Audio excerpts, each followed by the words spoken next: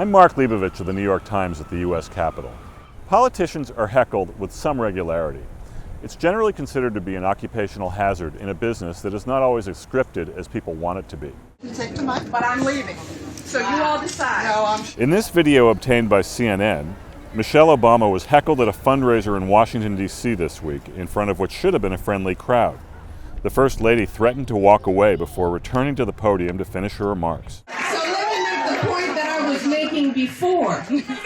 Today, strike. These desperate people. I'm about to address it, ma'am, but you got to let me speak. President Obama was interrupted several times last month at the National Defense University.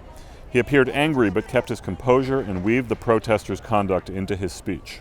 The voice of that woman is worth paying attention to.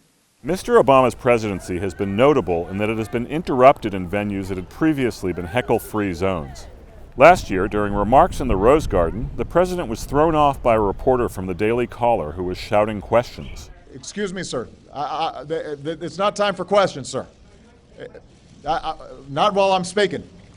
And during a speech on the floor of the House, Republican Congressman Joe Wilson famously shouted, "You lie," during the president's remarks. The reforms I'm proposing would not apply to those who are here illegally. Most politicians take a no-harm-done approach in the face of hostile interlopers because engagement can be risky. One disastrous example occurred during the 2006 U.S. Senate campaign when incumbent George Allen of Virginia singled out a videographer of Indian descent in the crowd with what many took to be a racial slur. This fellow here over here with the yellow shirt, Macaca, or whatever his name is, he's with my opponent. The ubiquity of online video has given this moment and others instant immortality.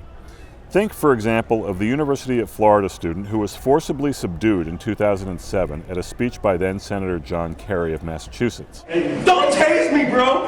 And then there was what was supposed to be a routine news conference by then-President George W. Bush in Iraq. You never know when somebody in the crowd is going to step out of line. Certainly Michelle Obama earned her place this week in the pantheon of the memorably heckled.